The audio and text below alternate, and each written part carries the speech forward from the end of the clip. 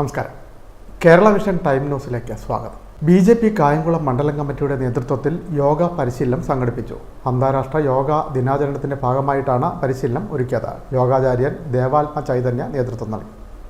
BJP Kayamkulam മണ്ഡലം കമ്മിറ്റിയുടെ നേതൃത്വത്തിൽ യോഗ പരിശീലനം നടത്തി. യോഗാചാര്യൻ ദേവാത്മ ചൈതന്യ യോഗ ക്ലാസുകൾ നയിച്ചു. BJP ജില്ലാ ഉപാധ്യക്ഷ ശാന്തകുമാരി ഉദ്ഘാടനം ചെയ്തു. ആരാധ്യനായ നരേന്ദ്രമോദിജി ഇന്ത്യൻ പ്രധാനമന്ത്രി ആയതിനു ശേഷം ആദ്യത്തെ തവണ തന്നെ ജൂൺ 21 യോഗാ ദിനമായി പ്രഖ്യാപിച്ചു.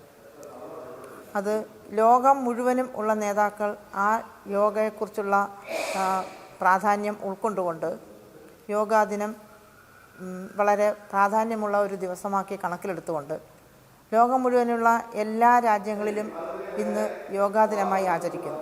അതിൻ്റെ ഭാഗമായിട്ടാണ് കായംകുളം മണ്ഡലത്തിൽ ഇന്ന് യോഗാ ദിനം ആചരിക്കുന്നത്. പരിശീലനത്തിൽ ക്ലാസ്സിൽ BJP മണ്ഡലം പ്രസിഡന്റ് കൃഷ്ണകുമാർ രാംദാസ് മുഖ്യപ്രഭാഷണം നടത്തി.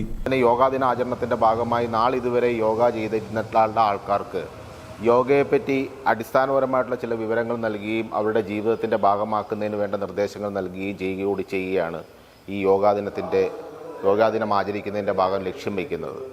കായംകുളം മണ്ഡലത്തിൽ ഈ യോഗാ ദിനം ഉദ്ഘാടനം ചെയ്തത് ജില്ലാ ഉപാധ്യക്ഷ ശ്രീ ശാന്തകുമാരി ചേച്ചിയാണ്.